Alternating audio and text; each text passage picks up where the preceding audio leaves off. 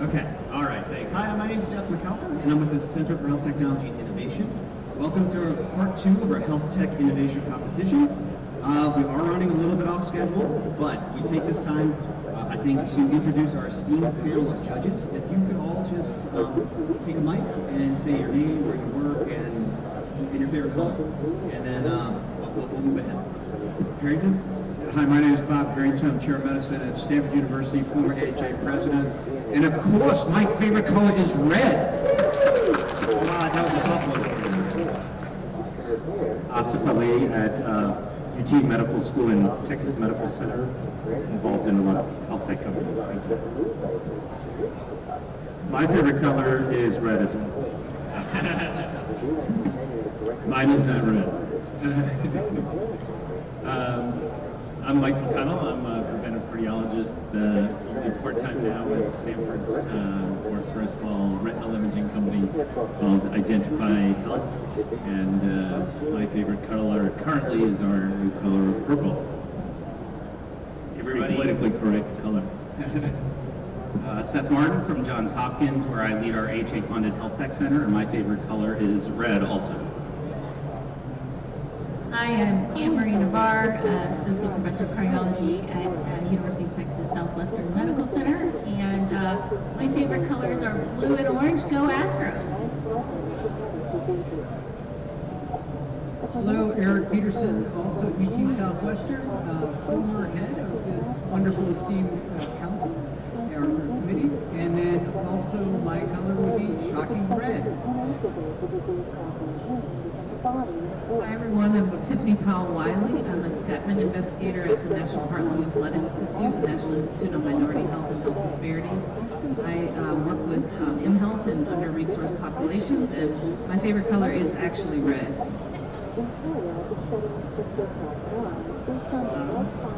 My name is Ashok, and I'm a pediatric cardiologist at Cleveland Clinic and work in wearable sensors for kids with congenital heart disease and adults. And my favorite color actually is I'm Star Jones, and I'm National Volunteer for the American Heart Association.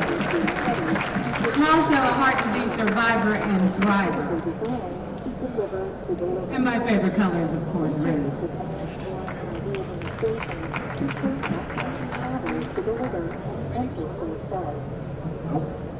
Okay, so now the wait is over. We're so excited that you're here. For those of you that weren't here yesterday, our 5 excellent finalists presented for 5 minutes each on their business case and their technologies. Today, we're presenting again for another 5 minutes on the science basis for their solutions, as well as their impact, expected impact on health outcomes. So we're doing a little bit of a two-parter here to get a further and kind of deeper understanding of these companies so our judges can cast their votes. So again, we'll do 5 minutes of pitching, 4 minutes of questions. With this many judges, it's going to make my job kind of hard, but I'll do my best. And then we'll get going and we'll have the winner calculate the scores, and then we'll have the winner at the end. So I'd like to welcome our first company, AlloMD.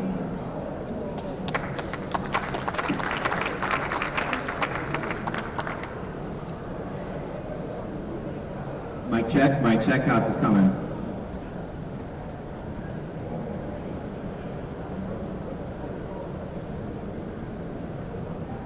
Hi, I'm Lawrence. I'm a co-founder of AvoMD, where we are bridging the gap between guidelines and care. We are a member of the CHTI Innovator Network, and the problem that we're solving is the fact that guideline-based or evidence-based care is essential for high-quality outcomes. Yet, the New England Journal of Medicine has found that the standard of care is followed less than 55% of the time. So why is this the case? The problem really relates to how guidelines get translated into practice at the point of care, and that translation is called clinical decision support. Unfortunately, a lot of prior efforts at implementing effective CDS have been effective. A prominent article from Nature defined kind of the main pitfalls of these efforts. First has been alert fatigue. While alert used to work, now 98% of alerts are ignored without further action taken across the board. Second are fragmented workflows. There is CDS apps for every single thing, and it's hard to find what you need at the right time. Additionally, a lot of CDS depends on the physicians themselves having to know programming and coding, which makes it hard to implement and scale. And then last, there's a lack of interoperability and portability of the CDS that's created. So here's where we come in. Our ABLMD translates the clinical knowledge, so it could be society guidelines, hospital pathways, AI predictions, and more. And using a low-code tool called the Builder, that gets translated into point-of-care decision support in the EHR, out of the EHR. We're SmartFire compatible, we're in Epic, but not all CDS needs to happen in the EHR. So here's how it works. Here's the hypertension module we co-created with the AHA. Let's say a patient's coming in for an initial eval, and let's say the patient is in stage 2 of the blood pressure category, and they have significant comorbidities, and these inputs can be auto-populated from EHR integration. We take their race into consideration, and then in seconds we have immediate recommendations for first-line agents to use for this patient, as well as a note on lab testing, racial differences in treating, and quick considerations for comorbidities. And all of this can be very easily customized to the hospitals that implement it using that no-code builder. So, relative to the common pitfalls of CDS, here's how we're reimagining the field. Instead of using alerts, we are empowering clinicians with conversational, instant clinical guidance that allows clinicians to learn as they, practice evidence-based medicine. Our software can apply for any clinical target, any decision that's taken at the point of care, and so gone are the days of using the individual app for every single problem. The software is powered by no-code, so the clinicians themselves can get heavily involved in the CDS that they create without needing programming and IT experience. And then last but not least, our software is smart on fire, meaning we can integrate into any EHR, but we don't have to. The whole ecosystem exists outside of a single system. It's meant to be shared, it's meant to be integrated if that helps with automation. We've been fortunate enough to partner with some of the leading provider organizations, medical societies like the AHA, and pharma companies in taking this to the next level.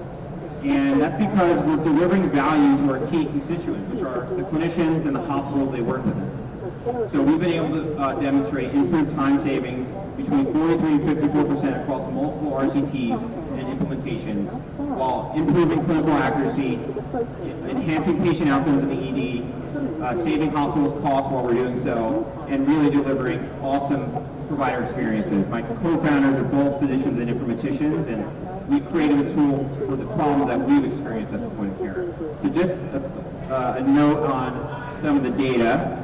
Last year, we conducted a randomized control trial, independent of us, at Samsung Medical Center, where those non-blinded, simulated, and the endpoints we measured were the time taken for the decision-making, as well as the accuracy of the decision.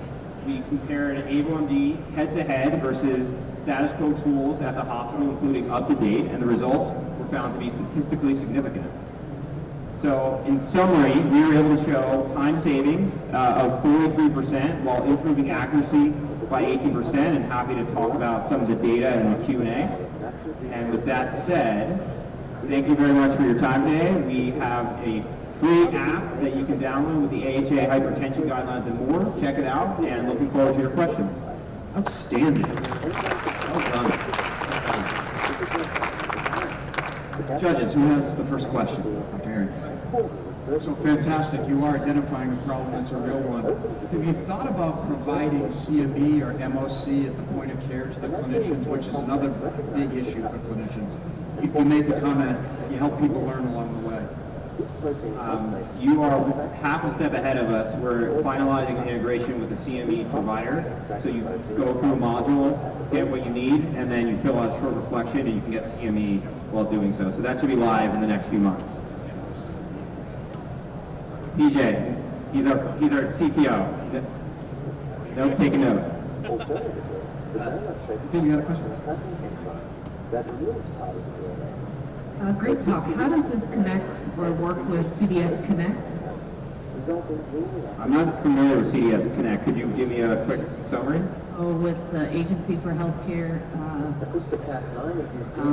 Research and Quality, their CDS Connect to develop guidelines or to develop CDS across healthcare systems. Yeah, we're not yet integrated into that program, but we are working with ECRI, which is the former National Clearinghouse for Guidelines. And so ECRI is basically going to be reviewing all the modules that we create and to ensure it's of a certain quality.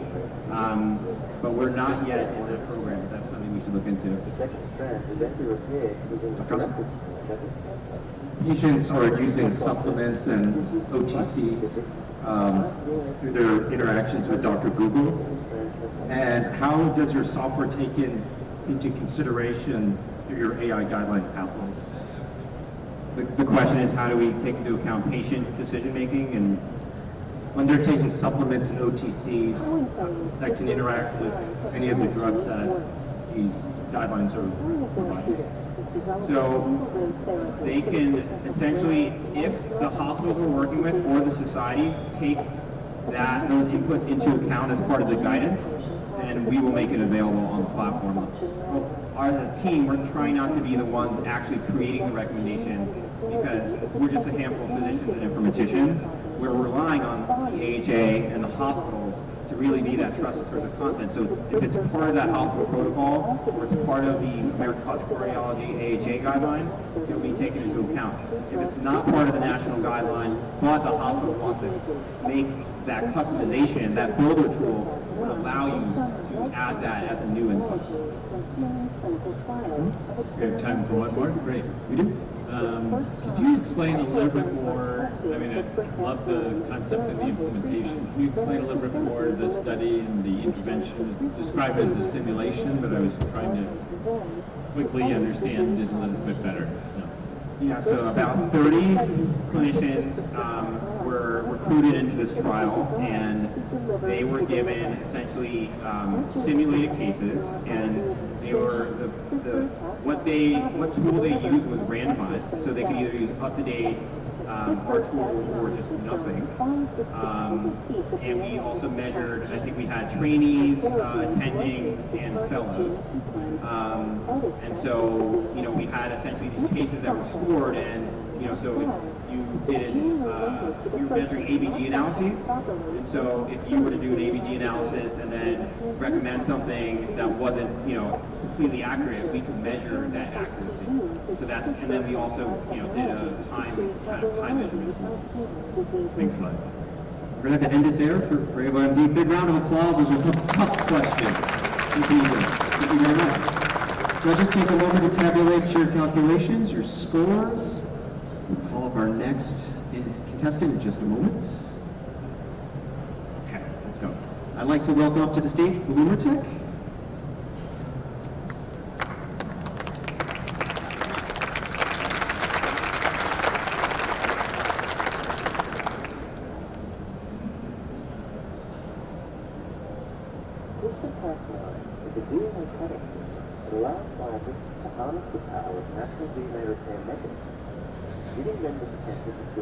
Hi everyone, I'm Alicia, founder and CEO at Part2. This is our disclosure page.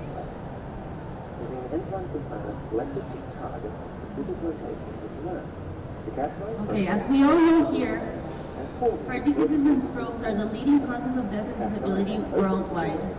And the research shows that for women, it is not only harder to recognize, diagnose, and treat, but after a heart attack or a stroke, women also face higher mortality.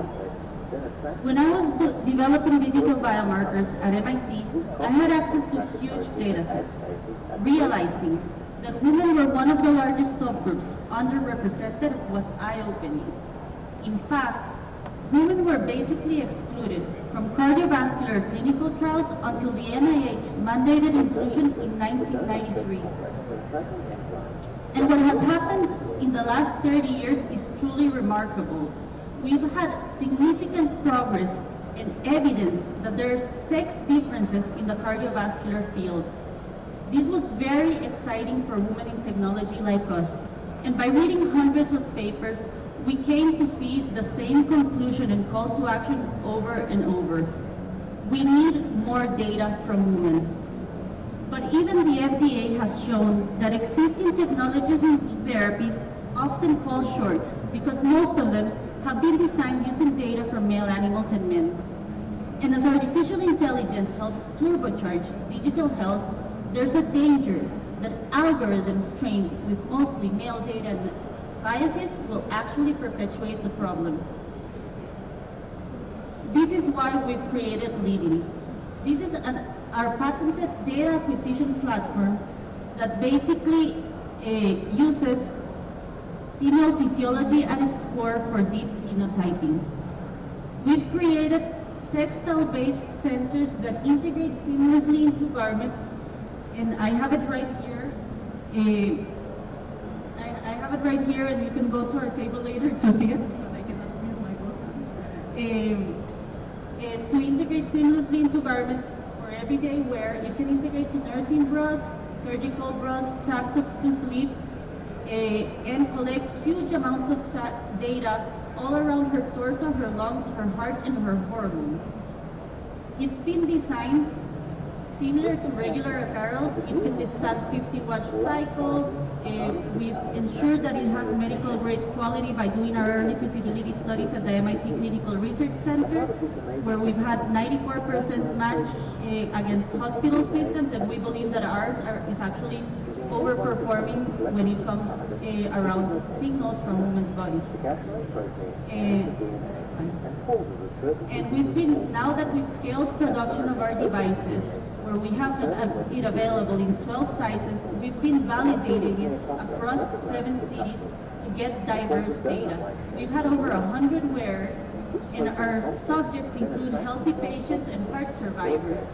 We've been studying the repeatability and reproducibility of our signals. We've been ensuring that we have high-performing signal quality, and we collect over 500 megabytes of data per patient per day. This is huge amounts of data focused on female physiology.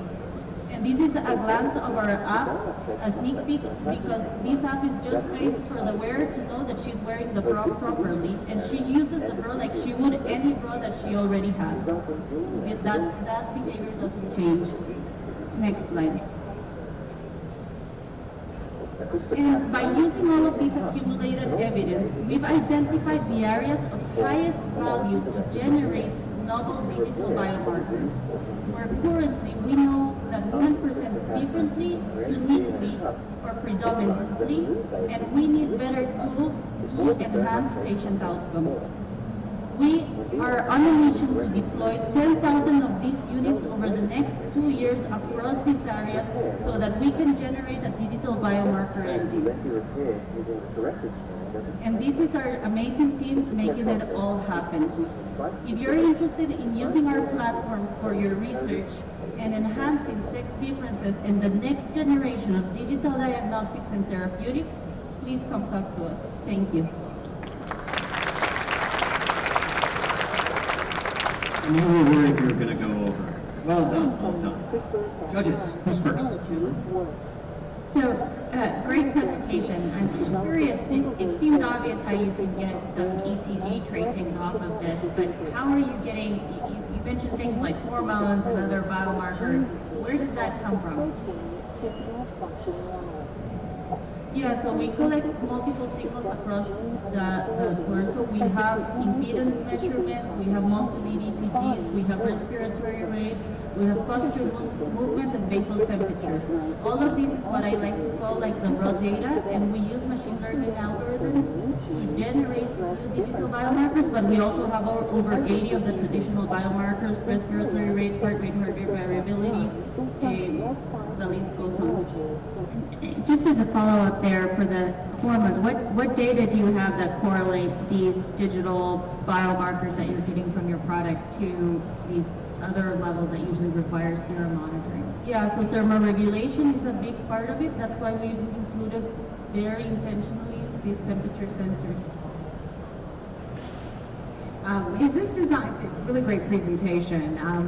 As a heart disease survivor, I've been sent home with heart monitors on a regular basis. Is this designed to be able to almost take the place of that, so that women can continue to have active lives and the clinicians can gather the data that is necessary. Yes, one of the big things is that the new technologies that are doing cardiac monitoring have the tendency to make it smaller and smaller. And we decided to basically use new technologies because we see the ability of using machine learning in the devices. So we can do what those existing devices do, but we can also take it to the next level because we have all of the real estate of the chest area, right? Like the bra is a garment that we're already comfortable in using. And we've seen cardiac monitors being deployed like in pregnant women, and we're like, how does she sleep with that, you know? So we've really decided with women front and center, like with a patient-centered approach. So yes, we would be able to replace a Holter monitor. As a follow-up, I just want to have you consider a training bra for young girls, because we're seeing heart disease in younger women also, and it might get younger women in the mindset of thinking about their heart health as they become young women. Yes, thank you. So fantastic, very creative, innovative, and certainly filling a need. How do you know that the data you're collecting is different than the data that would be collected from men? In other words, are you using a control with maybe men in t-shirts or something that you would see that there's a true sex difference? So one of the things is there's a ton of t-shirts, right, that are using different sensors for this type of monitoring. We decided around female physiology, so really understanding and working with electrophysiologists, where can we see the best waveform and where can we see the best signals around her torso across multiple breast sizes, with reducing all of the noise and the discomfort that other devices can do. Right, like if you go to social media, it's really interesting when patients and survivors put a picture of themselves wearing existing monitors that collect data, and like either their baby pulls it off or it gave them allergies.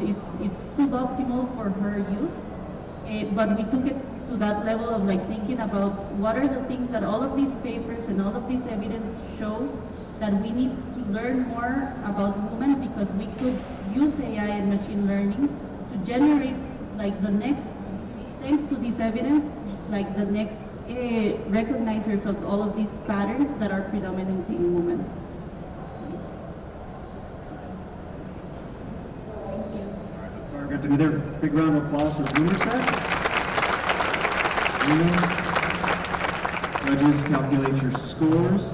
I'd like to remind everybody that's visiting us today, we have 14 excellent and innovative companies that are exhibiting right behind you here in our Health Tech Innovation Pavilion. If you have further questions after the presentations from our finalists here, they're all located over here at these high top tables for you to ask them questions, get demos, follow up. So make sure you follow up and really tap into the innovation that we're showcasing here at Scientific Sessions.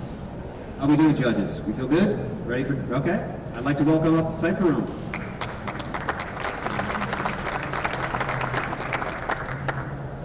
Good afternoon. My name is Jane Chang, and I am the Chief Medical Officer at Cypherum. And what I would like to do is to focus on the Compass platform today. When I was younger, I went into medicine because I wanted to change the world. But the older I became, the more I realized it was really about it was about individuals. So I would like to focus on an individual today. This is an 81-year-old female of Asian descent. She has multiple medical problems, chronic kidney disease, hyperlipidemia, and hypertension with a blood pressure of 210 over 120. She's on multiple medications. But at some point she decided, I'm not going to take these medications because I have really severe leg cramps, and she just stopped. So as a clinician, when a patient comes to your office, you're trying to decide the best medicine for each patient. But there's so many things to consider. And how do you choose the best one? Well, you know what? This is not just a problem for clinicians, it's also a problem for industry. As they're developing molecules, they have molecule A, which has better efficacy, but severe liver toxicity, or molecule B, which has good efficacy, but it has a clean profile. How do you choose to which one to bring forth to your phase 3 trials? It's really difficult. What I would like to present is our platform, which has been developed over the past 10 years, and it's called Compass. So when a doctor sees a patient or industry develops a drug, they look at many factors. But how do you process all these factors at one time? You need to look at the clinical factors, and this also includes the demographics. It includes the foods you eat. It includes genetics, if there's genetics possible, lab tests, all these things. How do you make that decision? So what we've developed is, and I'm going to talk about it in 3 phases, is taking the clinical factors, standardizing it, putting it in the research data warehouse, taking the genetic factors and also standardizing those, putting it in the same repository, and then the next part is taking this information, and once you have it standardized, we are then able to do biostatistics analysis, bioinformatics analysis, and if you choose, more sophisticated analysis that involves AI, machine learning, natural language processing to provide a simple, clean, and most importantly, actionable result. So what's the science behind this? I think many of us know that we're all different. I'm Korean, I'm a certain age, and I'm going to get older and I'm going to be on medicines. So recently in the public, there was in 2019, the Attorney General of Hawaii successfully sued BMS and Sanofi for $834 million, saying, you failed to disclose that Asians are at risk for having poor metabolism of Plavix. So we know that these genetic factors are important, but they're not really being considered nowadays in these clinical decision making. The one I want to focus on, so the first one is talking about Plavix, but the one I want to focus on is SLCO1B1, which is a genetic pharmacogene that is involved in statin metabolism. And it can impact too high of a level of the statin metabolites can cause adverse drug reactions like SAMs, statin-induced myopathy. So there's the genetic factors, but as clinicians, are we considering them? We're considering clinical factors because there's all these algorithms that are out there. There's the Hasbled score and the ASCVD risk calculator, nothing really for statins. But when I did some research, I found that Asians, females, older females, BMI, and genetic variants all influence how you metabolize a drug. Now this person's doctor was excellent, but didn't consider all these factors because maybe they didn't know about all of them. So what we've done is we've developed this amazing platform, but why should you believe me? Well, what we've decided to do is prove to you that it works. We've taken studies that are published, replicated them using UK Biobank data, and then we've developed a platform for clinical researchers, and this is a screenshot where you can take what you want to study, and this is for one of our pilot studies, Young Severance Hospital in Korea, and they wanted to see why are our patients having so much bleeding on DOACs? Can we figure out what the risk factors are in the genetic parts? So we've developed the screenshot.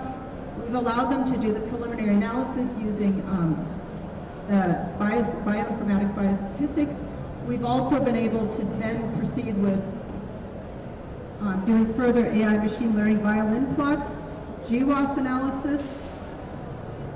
So I want to show you that this platform is currently being tested by our collaborators, not only in Korea, but in the States. We're working with Stanford Gastroenterology, the Cleveland Clinic, and UCSF Transplant to prove that our platform can work. And the studies that I showed can be done within 5 to 7 days. So I want to just finally close, Jeff, with this 81-year-old person was my mother, and she passed away. But I'm optimistic by using our platform that your patients and you have a better future. Thank you.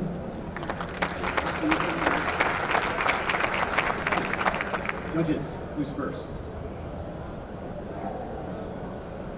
So as a user of pharmacogenomics in the past, my concern is the time that it takes to get the data back. We're making point of care decisions. You made the example of Plavix. Someone's getting a stent today. I need to make a decision today. From my knowledge, it takes about a week to get this information back. So how do you address the concerns when we're dealing with point of care patients? Right, so you're talking about pharmacogenomics specifically for certain of these, and they do take, if you do preemptive genotyping, the results will be there, but if they're not, they will take a couple days for turnaround time. But one of the things that, for people who are skeptical about pharmacogenomics, is that what's happened in the past and what you're applying is not true today. It's exponentially speeding up, and so if you are able to have that lab in your facility, the turnaround time could be 3 to 4 hours. So we're working with Leiden University Medical Center. They have it in-house, and the turnaround time is 2 hours. So perhaps you don't have that now, but in the future, I believe that this will be much faster and cheaper and reimbursed. But the point of our platform is not just pharmacogenomics, it's the comprehensive look, because I truly believe that this needs to impact the entire population, not just a certain cohort. Seth? So, yeah, in terms of building, nice presentation, by the way, in terms of building on your point around impacting the population, so, and it seemed like you ran out of time there at the end in presenting the evidence you're generating. Have to keep it fair, Seth. Right. Yeah, Jeff's tight on the time. So, a stickler. So, what's the plans? Is there going to be prospective study where this information is fed back into clinical care to then test the impact on outcomes? Great question. So we have 6 clinical studies that we've already run. They're heavily concentrated on people of color, so South Texas, African American population, Asian. So it's looking at those populations and looking specifically at the genomic factors that are involved, and we're doing whole genome and whole exome sequencing on those patients, and we're currently in the process of analyzing those results. But that's a great question. Dr. Peterson? Yeah, part of this is the discovery part, and that is great, and we all totally support. The implementation side is where your product really is centered though now. And the question is this integrated into the EHR, or is this separate from, where does the platform actually live for the clinician on the front lines? Right, so the eventual goal is for this to be integrated into EHR systems, as well as when you work in the pharma system as well. So that's where we're going. We have started to do that integration, and some of the things that were mentioned previously, we've also done all of that as well. No way, that's it? Come on, someone's got a question. Outstanding, you stumped them, Jake.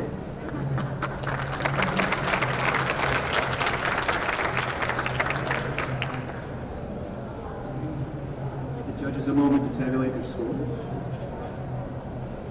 They're conversing, making difficult decisions, critical judgments.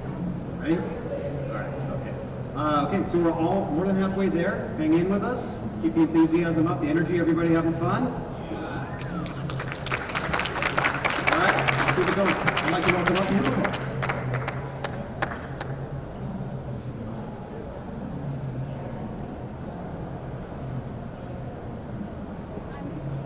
I'm Sonal Tambe, co-founder and CEO of Nimble Heart.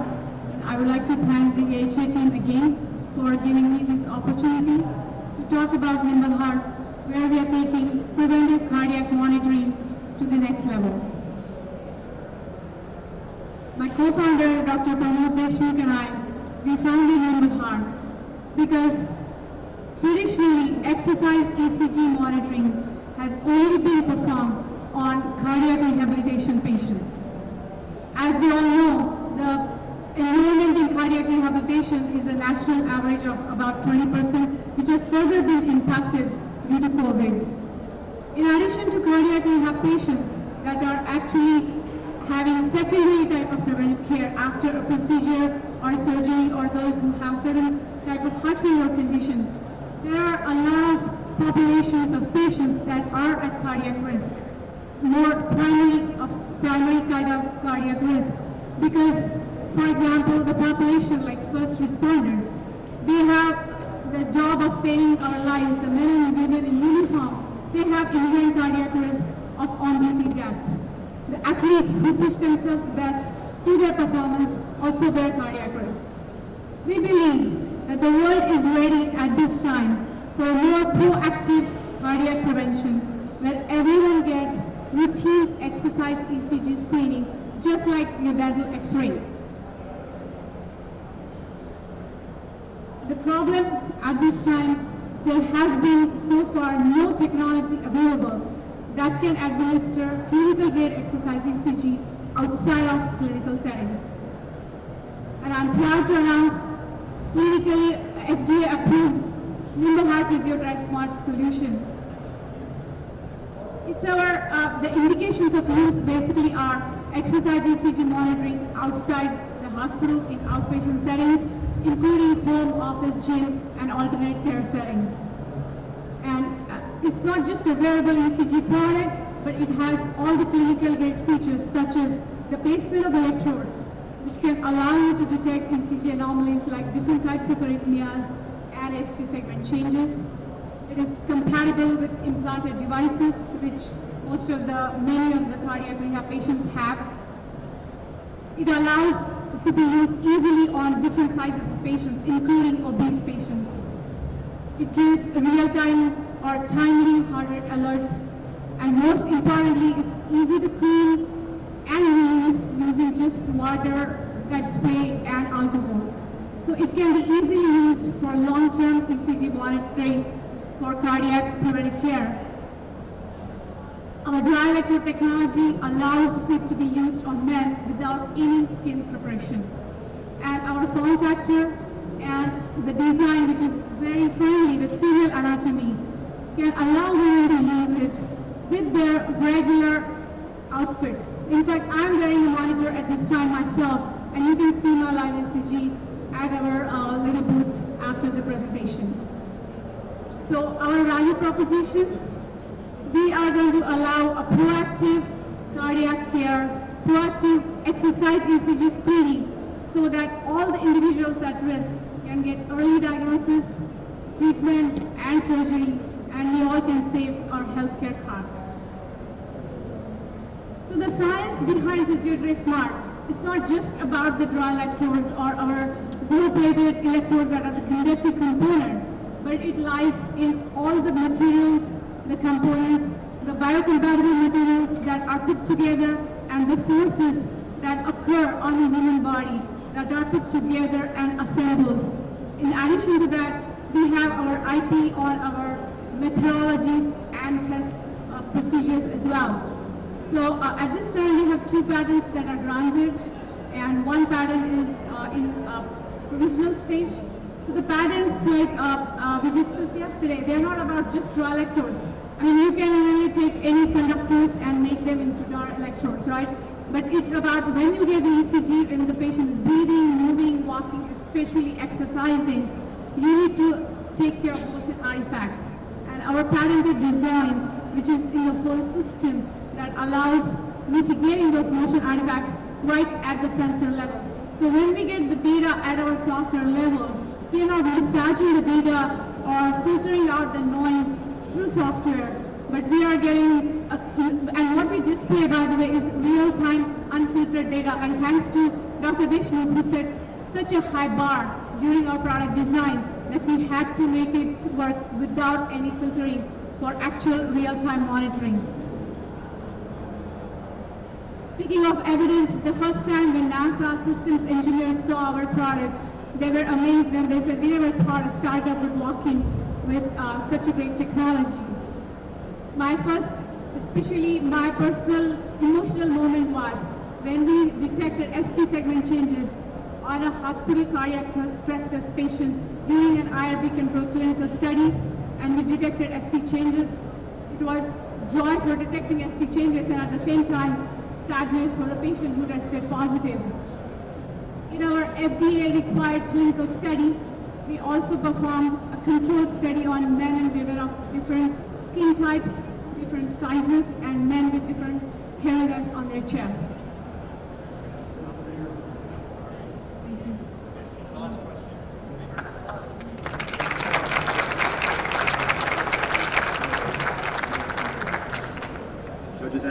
questions that cover the things she wasn't able to cover.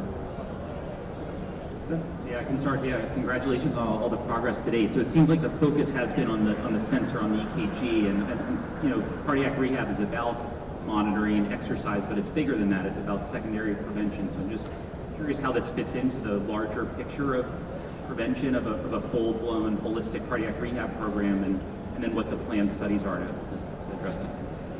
So I believe your question is about how does it integrate into cardiac rehab program. So there are two types of cardiac rehab programs at this time in US. One is the hospital-based program, and another is there are some individual companies that offer the rehab programs that could be virtual or home-based. So there are basically multiple models. And when it comes to cardiac rehabilitation, we offer a platform. So this monitor also has an integrated telemetry cloud-based platform where the patients can be watched live, and the patients could be frankly anywhere in the world for that matter doing cardiac rehab, where the clinical staff could be watching them live doing their exercises and their live alerts on the same telemetry platform cloud.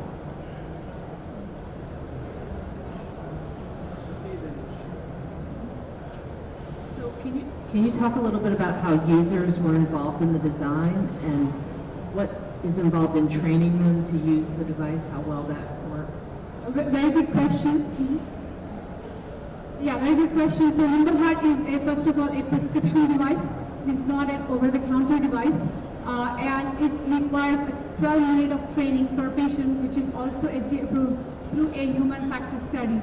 And in our human factor study, the oldest patient that was subject rather that was recruited was an 82-year-old woman who was able to use it with the training. Of course, if they have some frozen shoulder or those kind of problems, then we recommend them to don the harness with the help of another adult who can read English, for example. But otherwise, it requires a one-time training, and once they wear it, they're able to use it for multiple sessions of rehab. In other settings, for example, first responder screening, it is typically that the wellness staff helps them, but in cardiac rehab, yes, there is a training requirement. And if you see on the right, all our patient feedback, I mean, in case of patient usability, the best feedback that I got is the patient says, I don't feel I have a monitor on me. Just like right now, I don't feel I have a monitor on me. And it is so convenient for them and so lightweight, most importantly, good on their skin. So patient usability definitely has been a big factor in this. Having been through cardiac rehab, I can tell you one of the biggest issues is the mental component. And it makes complete sense that this would work in maybe the middle to the end of your cardiac rehab, but it wouldn't work in the beginning. How do you address, again, back to the holistic approach? Because after open heart surgery, I'm not doing telemedicine. That's not going to work for me. I'm sorry, I don't understand your concern about the beginning of the rehab. Beginning of cardiac rehabilitation requires a collaboration with a clinician. You cannot replace that. Oh, so you're saying it cannot be completely remote, basically? In the beginning of your cardiac rehab, it's a process. It goes over the course of several months. And in the very beginning, you can barely go from your bed to the bathroom. Right. You want to get to a point where you can then do exercise, but that's a process. Right. I'm questioning when this apparatus would be useful in the cardiac rehabilitation. Right. So, so cardiac rehab, as the reimbursement goes, it is a phase when the patient is few weeks outside the hospital and the patient is ambulatory. So ambulatory is a requirement, and that's the use case that we have built the device for. And when the patient, as you know, when the patient gets a discharge, they get a prescription or rather referral to go to cardiac rehab. And when they're ready to go to cardiac rehab, that's when they meet the rehab team. And the rehab team fits them into the right size, and then they get trained. And when they're ready to do their exercise and rehab, that's when they start using.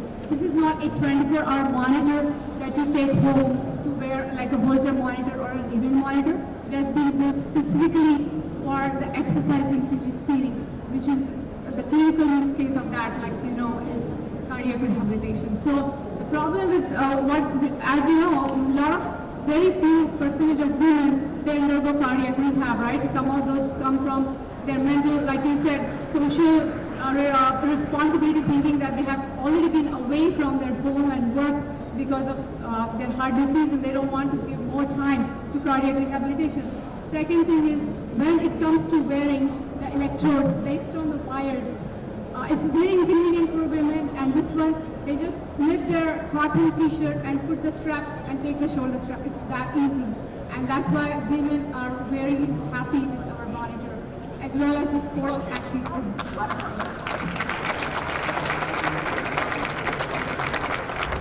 I hate to do that to people, but we got to keep it fair, right? So, all right. Judges, calculate, please. We're coming up on our last contestant. Can we get another round of applause just to wake everyone up? Everyone excited? We drew by alphabetical order, so that's why Opsis is late. Our last, not late. You're on time. I'm late. Okay, let me hand it over before I talk anymore. Opsis, help. Thanks, Jim. So I'm Jim from Opsis Health. I'm one of the executives there. Thank you for coming today. Thank you, judges. Opsis is on a mission to revolutionize the health of people on the planet. Nothing like small ambitions, right? We have nothing to disclose, actually, except the fact that we have taken no money and our intent on not taking any money from anybody that does not follow the best science of lifestyle, medicine, and diet quality. So we intend to keep that up. All the funding to date has been from people that are luminaries that share our mission, and we haven't taken any institutional or other money. So let me talk about the problem. The problem, if you look in the upper left, is in 1985, there was no state in the United States that had a population of more than 15% that had a BMI over 30. So what's a BMI of 30? If you were a 5'4" woman, that means you would be over 30 pounds overweight. So nobody had a high BMI with more than 15% of their population. If you look by 2020, there's 16 states that are above 30% on the percentage of the population that has a BMI over 30. And if you look at the JAMA projections, by 2030, we're going to have 50% nearly of the entire population of the United States with a BMI over 30. So if you look in the lower right, having a high BMI is not the disease. It is a symptom of the problem, and the problem is metabolic syndrome caused by poor diet quality. So that is the problem. All those conditions you see there, beyond even the cardiovascular ones that we're talking about here, including diabetes type 2 and osteoporosis and various kinds of cancer, are caused largely, not completely, but largely by poor diet quality.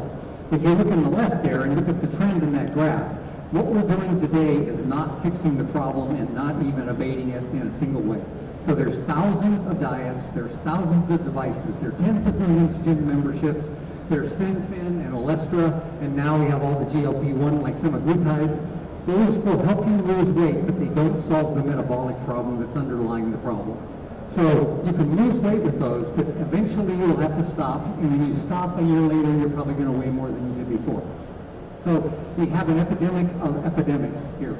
So what's the answer? The answer is we have to start focusing on health and diet quality. So what did Opsis do? Opsis developed a tool and a metric and then turn-by-turn directions to get you healthy. What do? You download the free, worldwide, absolutely free application. You do a sweep like this over any plate of food or glasses or bowls, and you put your phone down. It takes 4 seconds. What happens when we do that?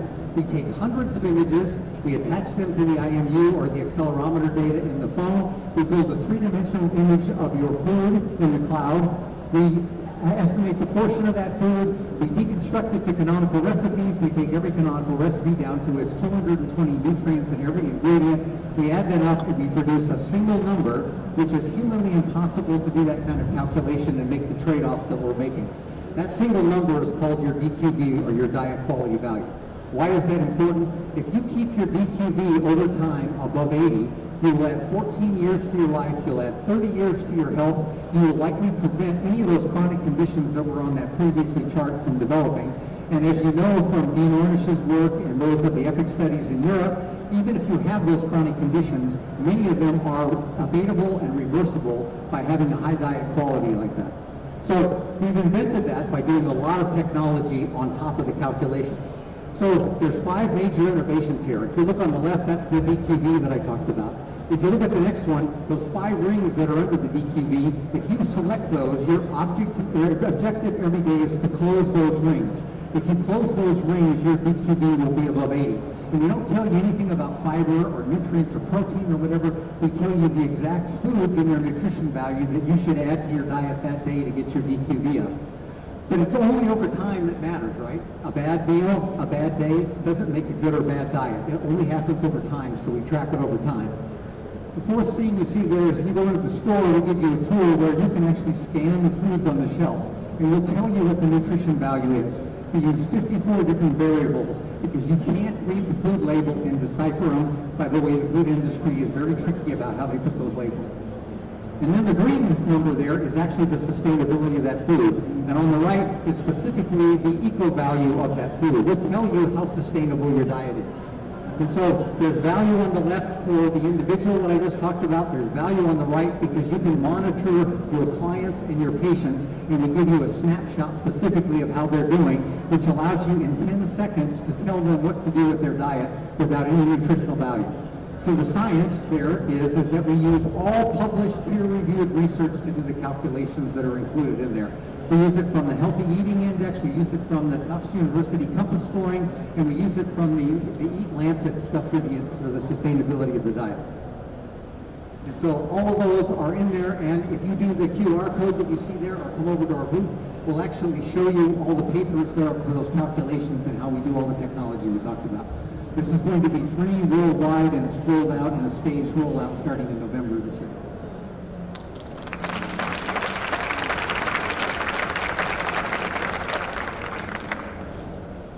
I have a question about how it knows what's on the plate, because I could make a spaghetti with ground turkey and vegetable noodles, or I could put in sausage and a lot of added salt and carbs. So how does it know specifically, or even more if we're thinking about curries or dishes that are pretty complex? How validated is your algorithm to deconstruct what's in those plates? Great question. We call this the burrito question, right? You walk out with a burrito that's wrapped in a tortilla.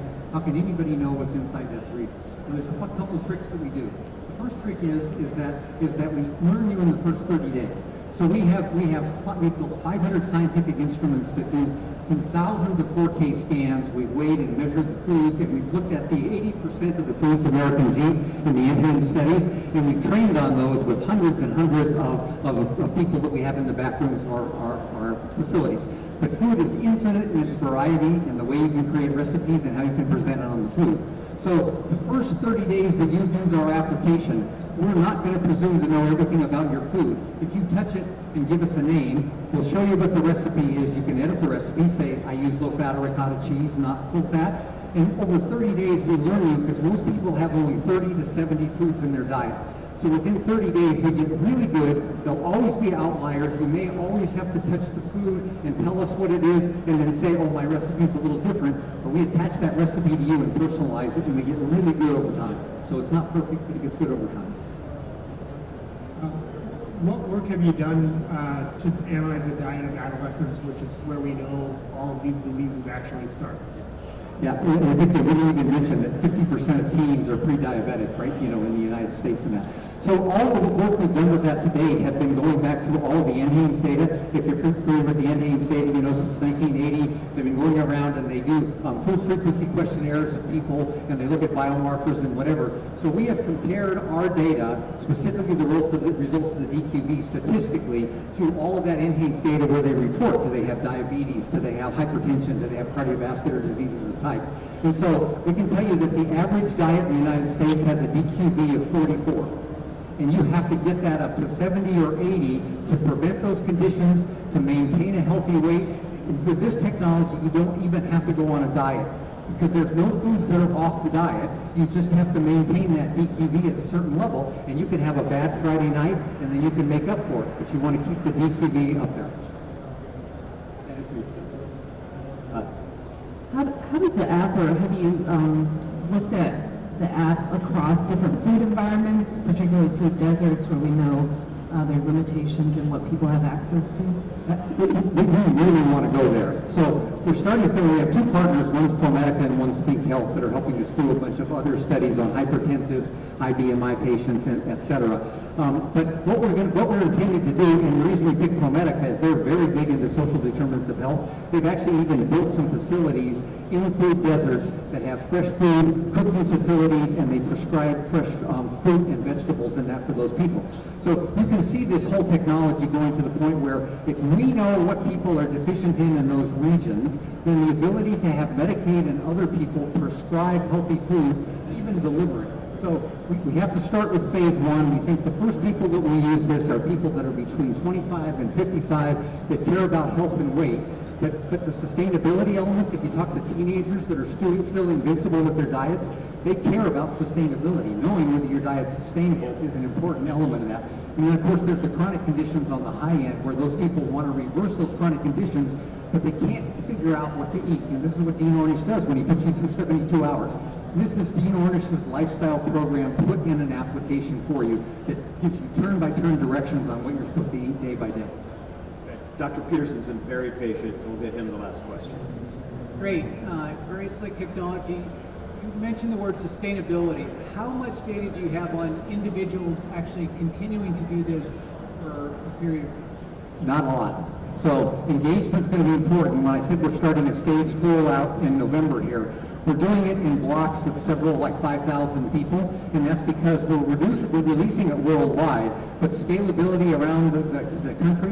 And right now, you know, we have a team of RDs and nutritionists and data scientists that are validating these with lots of people that are out testing the application. So the first important thing for us is to make sure that all the calculations and what we return are valid and correct. But then after that is, now we actually have Ideas 42, which is a behavior science team out of Harvard that's part of our staff. And we know when something is viral by, there's a simple definition. And I should tell you that the management team, between all of us, have done more than a dozen startups, 2 IPOs, a lot of exits to Medtronics and people. But if you look at that, if you look at an application and you give it to people for a couple of weeks and then you say, would you be sorely disappointed if I took this away from you? If 40% of them say yes, it'll be viral. 70% talk about that with our type of application. So the engagement over the long run, and I think people will start and some people will stop and fade away and then they'll restart and then they'll develop chronic disease and say, well, I got to get this under control or I need to lose weight.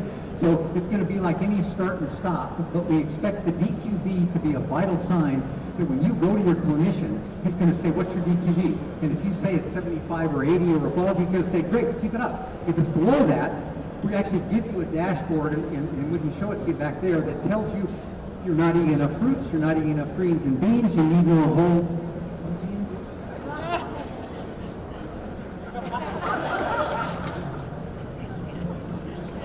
We're over there, our Chief Nutrition Officer is here, our Head of Business Development, and we're happy to talk to you. We'll actually show it live to you if you'd like.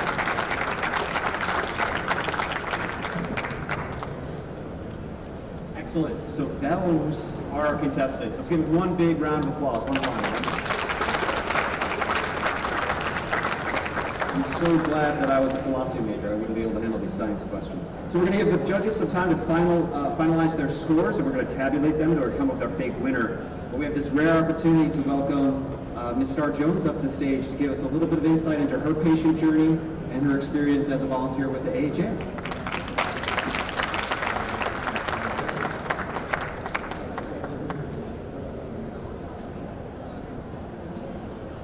Testing. Yeah.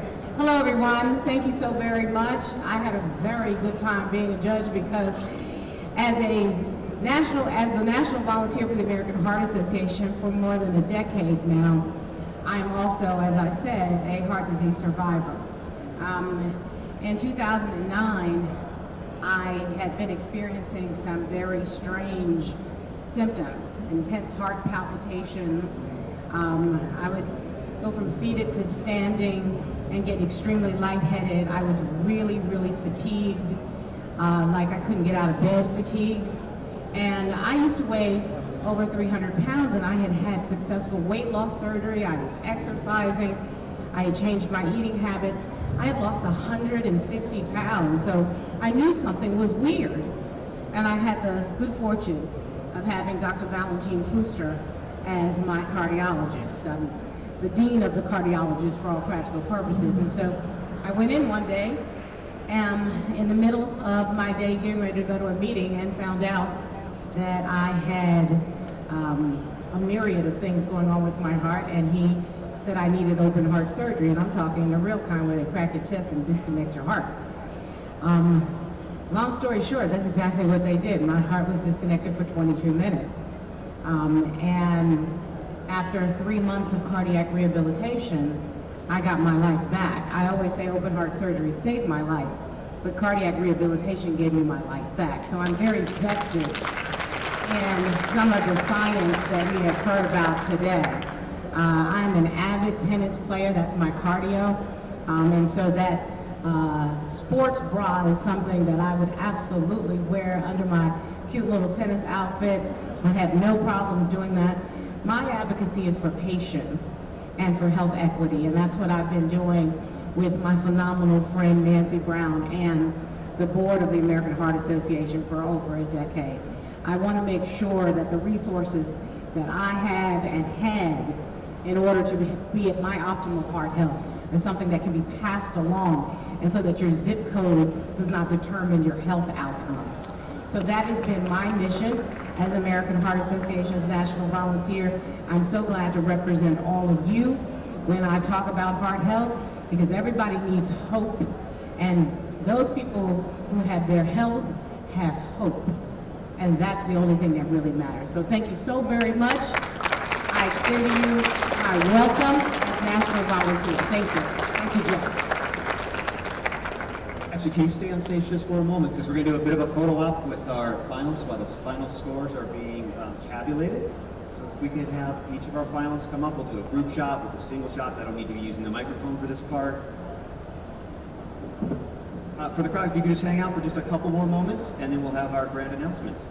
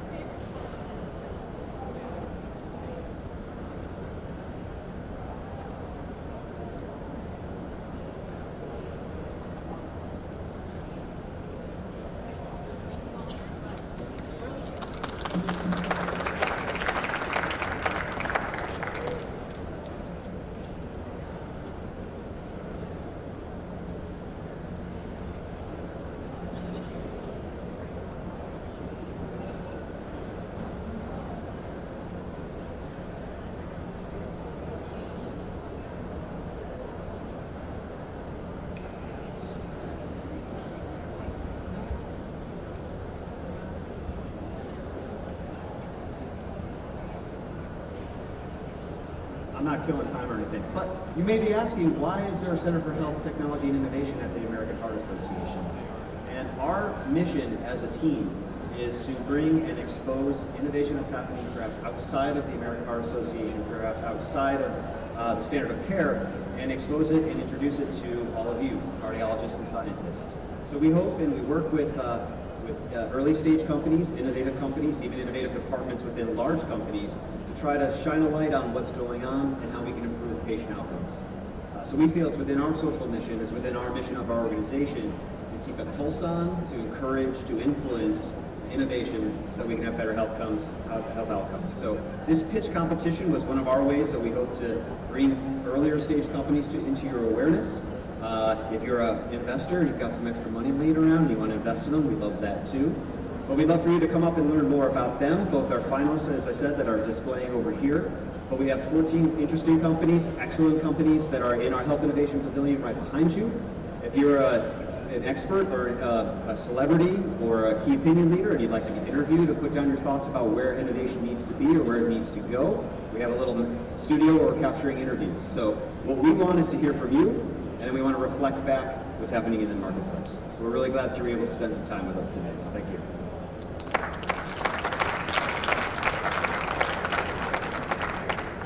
I really got to talk slower, I think, because We close? Almost, almost. All right, how many people here are from the West Coast? Show of hands. Okay, East Coast? All right, oh, okay, good, good. How many people got hit by the weather coming in? Anybody get delayed? Yeah, that's a bummer. Yeah. That's nice, okay. How many people are sticking around all the way until 5 o'clock tomorrow? Everybody? Wow, that is impressive. That is impressive, that's great.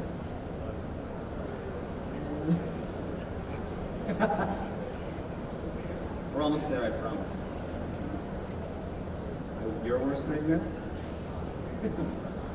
Oh, how many first-time people at sessions? That's great. Keep them up now. I want to see my fellow first. That's great. People that have been here before, are you feeling a different energy than you did before COVID, when we were last in person? Is it the same? Better? Wow. Okay, we lost them. We lost them all. This is where we need to get the cardiologist back to revive this presentation. You don't want to hear me freestyle rap. Who's in the finalists now?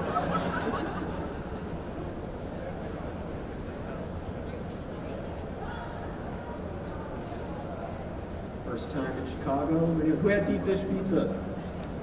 You right? Shame on you. This is a hard conference. No, I did on Thursday. You all good? Oh yeah, thank you. Yeah, you come up and do it. No, I don't talk to these people. So just to remind you, we are doing content and programming for the rest of the afternoon here today, after the presidential speech, as well as tomorrow. We've got some excellent panels, such as Rise of the Doctorpreneur, which will actually focus many of the sorts of folks that have been pitching in, during our program today. We've got Women in Tech and women and what they're doing for women with tech. That'll be happening tomorrow. Tomorrow we also have at the tail end of the programming an amazing panel on telehealth, the future of what's going, the state of now and where it's headed. So we'd love for you to come back to the pavilion often and frequently and soak in our great contents.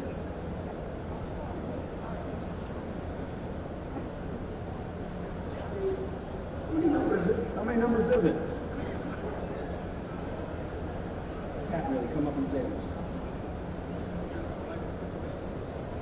Oh, right, yes. And perhaps the highlight of the whole program will be tomorrow. We'll be covering the Life's Essential 8, which of course is our new framework for healthy living, supplementing our Life Simple 7 that was updated over the summer. We'll have Dr. Donald Lloyd Jones, who is I would like to say, the father of the concept of Life Simple 7. And Dr. Bob Harrington, who is here as one of our judges, will be discussing the updates, the changes, the importance, and the addition of sleep. And then we'll have a demonstration of technologies that are leveraging this framework to help promote wellness and better living and cardiac outcomes. I can't speak more than 10 seconds at a time, it seems.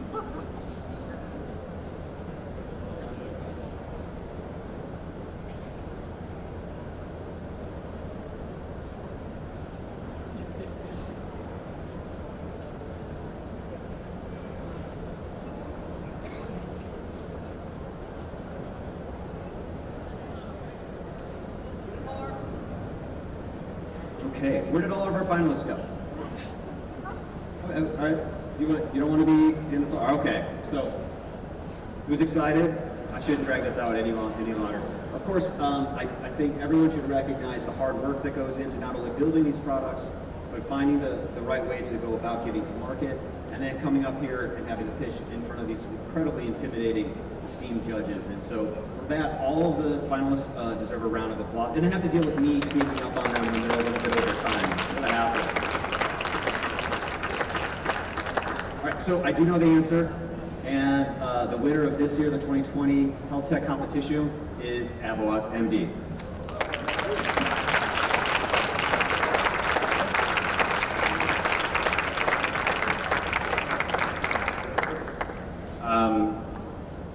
I'm just so honored by the privilege just to be at the AHA, given this opportunity.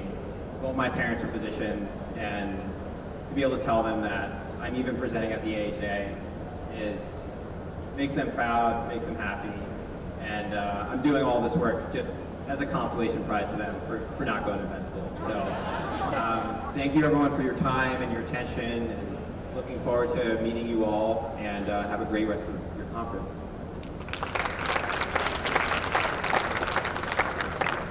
Thank you for coming by, and you can speak to all the finalists right over here, and then our other innovators right behind you in the Innovation Pavilion. Thanks so much for your participation.